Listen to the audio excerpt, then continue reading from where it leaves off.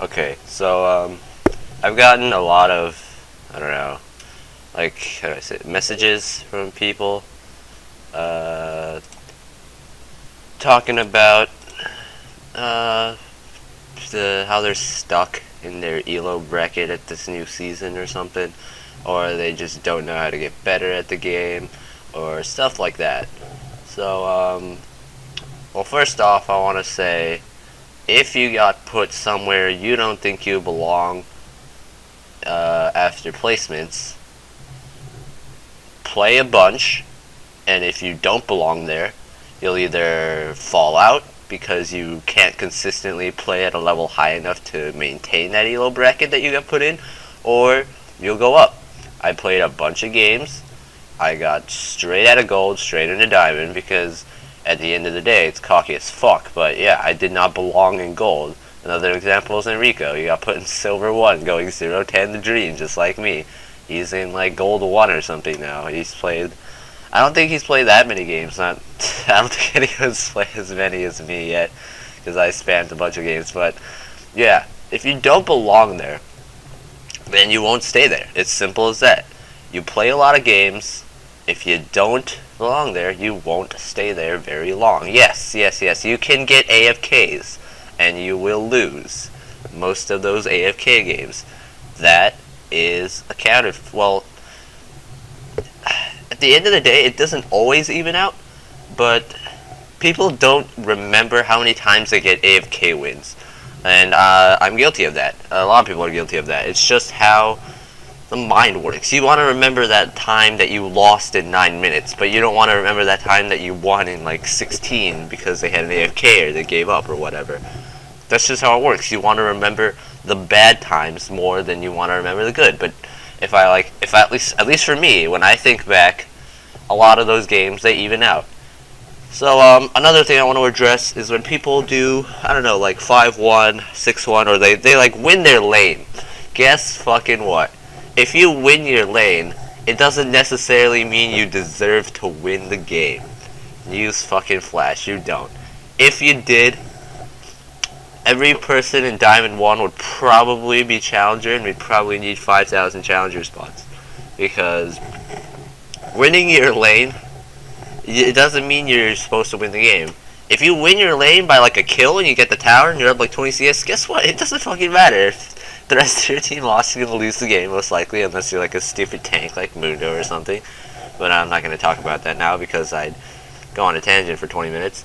But if you are ahead in your lane, in solo queue, at the very least, you want to impact other lanes.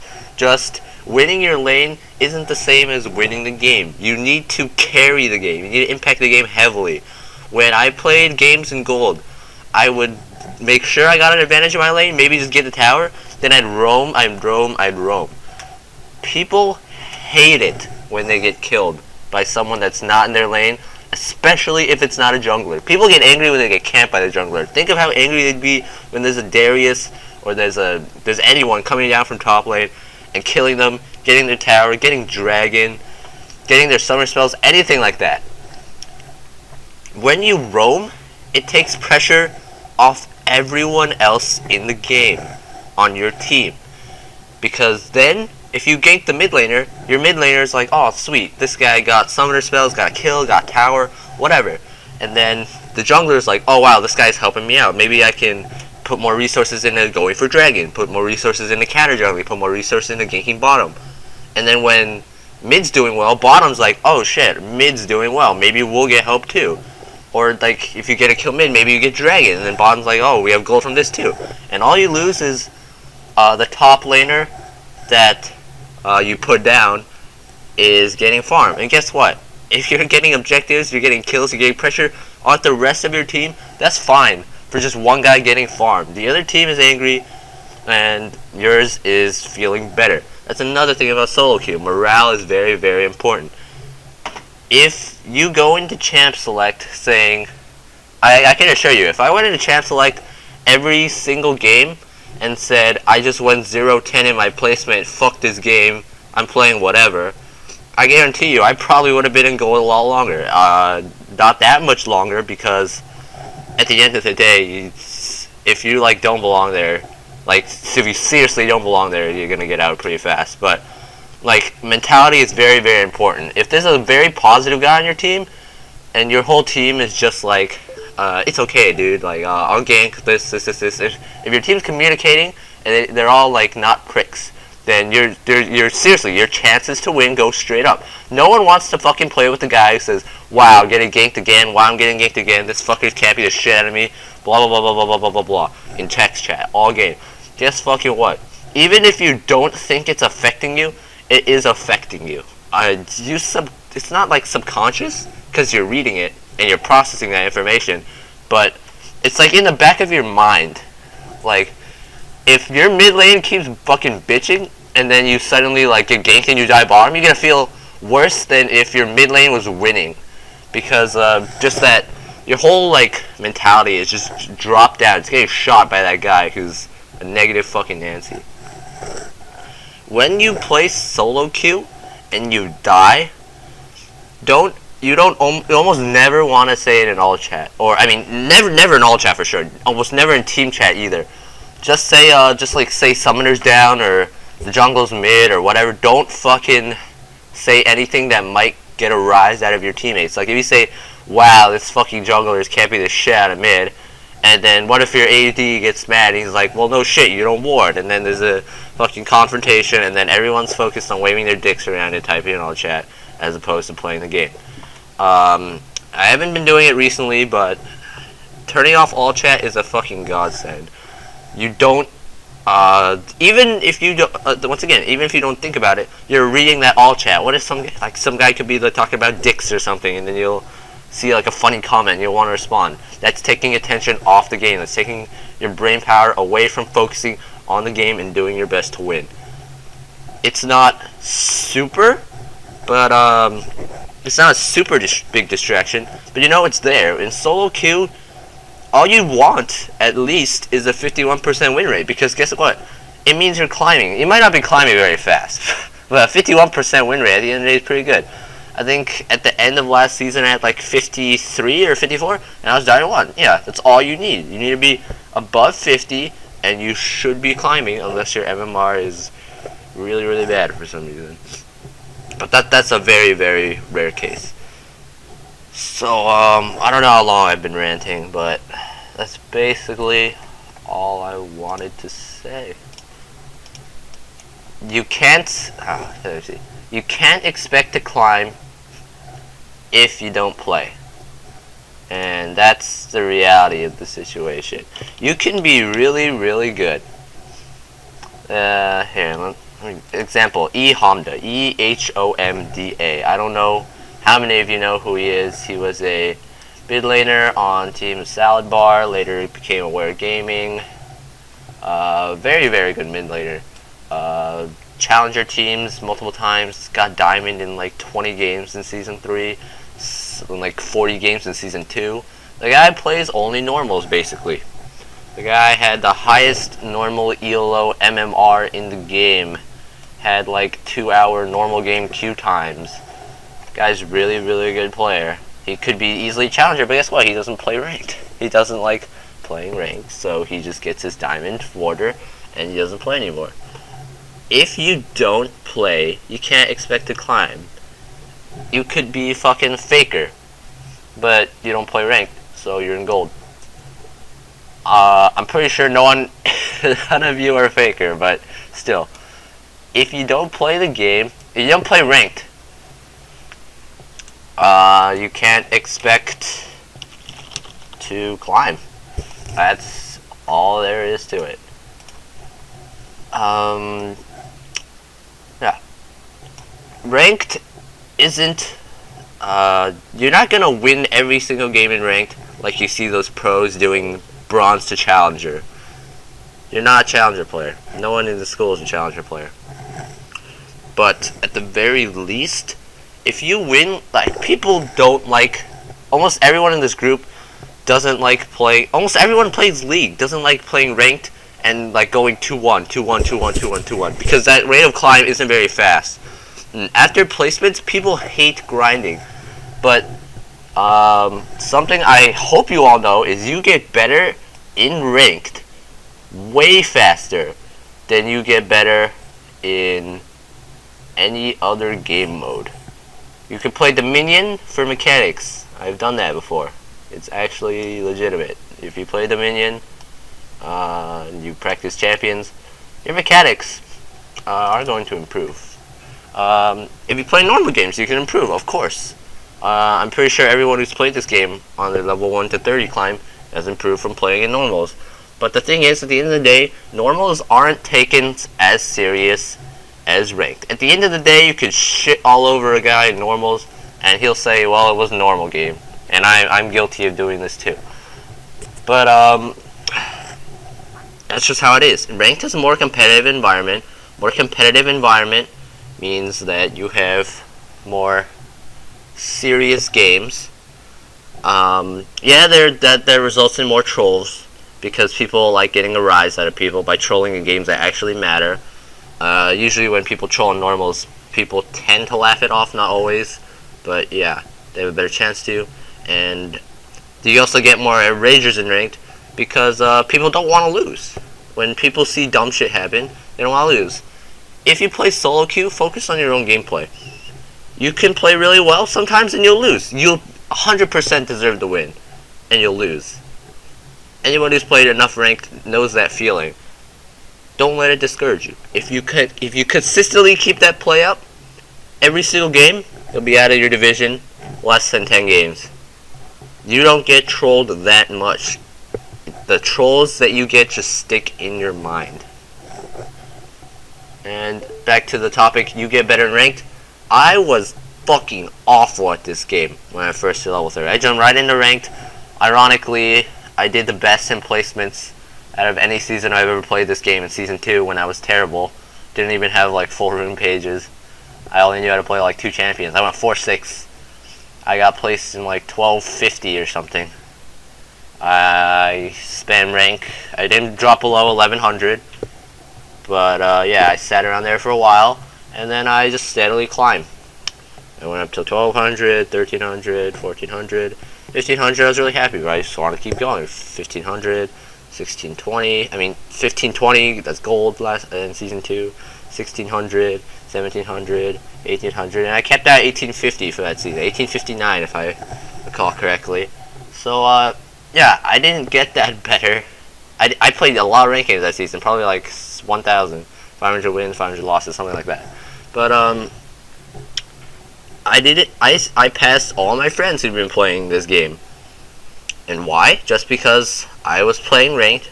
I wanted to get better at the game. I played more, for sure. I fucking played more. But if all these like normal games people are playing, they're ranked, and you're taking them seriously, I can assure you there could be easily, I don't know, like 20, 30 diamond ones in this goal. But not everyone can play ranked. Not everyone wants to just get better at this game at the expense of longer queues, because champ select is longer, draft, and like having to deal with unpleasant players. Yeah, I can understand. If you want to play this game for fun and you don't like have any like really intense, you don't have any reason to really want to like get better. Because when I play this game, I came from a competitive FPS background. I was playing a lot of FPSs competitively, and I heard about the really nice competitive scene in this game. As soon as I started playing, I'm like, dude, I want to play this game competitively. So I just got into range, started spamming it, because you get better playing against better players. I'm guilty of this sometimes. I know Brian Gale's guilty of this sometimes. When you play against a pro, you're kind of just like a starstruck for a little bit. Like, obviously, in the game, you probably like play pretty well, but you're never up to like your full, because like in the back of your mind, it's like, oh shit, dude, this guy's Scar, this guy's Dire, this guy's Bergson, like stuff like that.